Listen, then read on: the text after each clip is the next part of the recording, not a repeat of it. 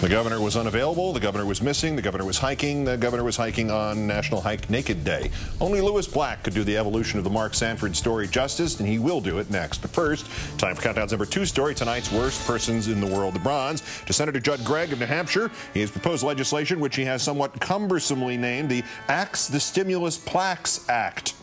Says he doesn't want projects funded by the STIM to have signs that reveal that they have been funded by the STIM. Stimulus construction signs, quote, are simply for political self-interest, says Senator Judd Gregg, who had no comment about his $500,000 earmark that led to the Judd Gregg Meteorology Institute at Plymouth State University, or the Judd Gregg Library established by the National Police Athletic League after he got it $150 grand, or Gregg Hall at the University of New Hampshire, which followed Gregg getting it $266 million in federal funds for the whole school.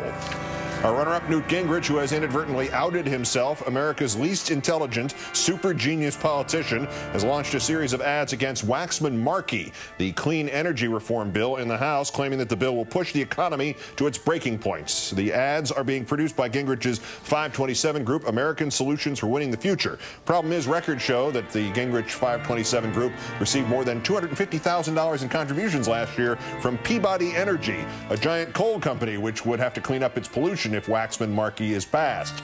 That's Newt Gingrich in the pocket of big coal. But our winner, former President George W. Bush, unlike, say, us, the British Parliament is beginning an investigation into how the nation it serves got conned into the phony war in Iraq. And one of the discoveries in the preliminary stages, another Manning memo, another document from Sir David Manning, who had been then Prime Minister Tony Blair's foreign policy advisor and whose notes constituted the infamous Downing Street memo. Not much to Downing Street, the sequel, except that on January 31st, 2003, Blair and Bush met, acknowledged that it was increasingly clear that UN inspectors were not going to find any weapons of mass destruction in Iraq, and that that would require a whole new rationale for the charade, because as Manning wrote in the second memo, Bush told Blair the start date for the military campaign was now penciled in for 10 March. This was when the bombing would begin.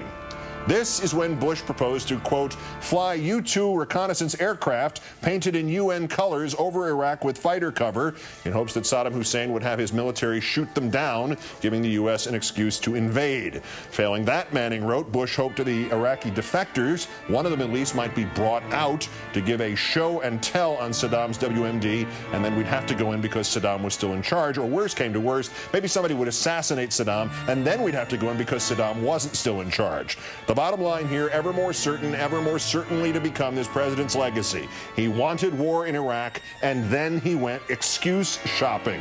President George Walker Bush, today's worst person in the world.